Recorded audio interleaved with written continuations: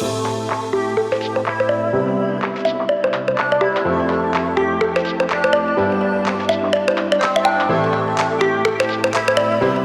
is your impression of the roadshow? I think it's a fabulous initiative to showcase, different aspects of digital dentistry, get the lab and the clinic teams together and have this show in different cities. I think it's fabulous. Wonderful. And Rahul sir, what do you have to say to that? Well, roadshow for me is a good avenue for people to understand the synergy between the clinic and the lab, and also, how digital dentistry has transformed over the years. What are the new upcomings? Absolutely. What is going to happen?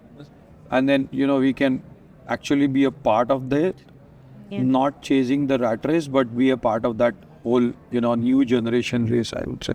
So exocad, I think, is doing a right job by doing these kind of roadshows to have a sneak preview of what is going to come, and then, join the bandwagon.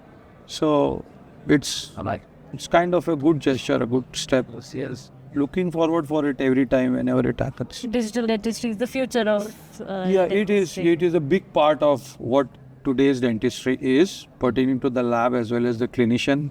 You can't really miss it Absolutely. today. You have to be a part of it. And so, could you please elaborate on the cases that you're presenting today? I just tried to be realistic and honest with my cases, that I am using digital dentistry as a platform to reach up to where I want my cases to go to meet the requirement of the patient. And I use digital dentistry or exocad as a software company to take me there. So it's a tool for me to design the roadmap and for where I want to go. And it's a big part of that, whole workflow, I would say. Apart from that, at the end of it, the way we used to work on the bench still persists. But having said that, this would have been possible the way we are dealing with the cases now, without this kind of a software, without being a part of the digital thing. I think exocad is doing a wonderful job, not just for us, globally. That's what the recognition is. And so, I will be showing cases of what we actually work in the practice and in the lab. So I'm lucky that I have a clinic attached to the laboratory. So we'll show the synergy between clinical and lab synergy. But more importantly, it's to show how digital dentistry, particularly exocad, exoplan, is helping us make some very fundamental decisions and getting the whole workflow set up, what materials to choose, when to choose these kind of materials, and how to finish this case, not only from an aesthetic point of view, but even from a biological standpoint of view, how these softwares are currently helping us do that. So that's what will be in my presentation today. Danesh sir, do you have any exocad tip for the labs? The tip is use exocad is a real vast software. Use it to make your decisions for your cases. I think this is the biggest role that exocad plays. Use the software correctly, learn the material science, learn the software, and when you combine these two, you have an extremely powerful tool to make correct decisions. To add up to that also, Yes, exocad is a very big tool for communication. So you can do so many things, and you can, showcase so many things to the patient as well as the clinic before even starting the case. Absolutely. It's a good tool to communication. Yeah, that makes a huge difference. I've seen that. So, Rahul sir, can you tell us one area in your lab where exocad has made a huge impact? I would say every aspect of where we are today as a lab, and it's not just me, I can probably quote this on behalf of a larger population of the dental labs here in India and otherwise. Any good software is right now the tool to success. exocad being the primarily one what we use in our office, and it has transformed the entire outlook of what we are doing right now in terms of the right from the basics to the final, and that is what my attempt was in showing the cases what we're doing. Last but not the least, what trends do you foresee for the lab industry in India in the upcoming years? So I think there will be a big transition from the labs also, that we will be having more digital technicians And we will be having more materials, making it less challenging for people like us or who had, our own, challenges. The newer generation would have it a less challenge, but at the end of it, they should still be very strong with the fundamentals of dentistry and, with the fundamentals of, like occlusion and, few things, the shape, shade, those criterias.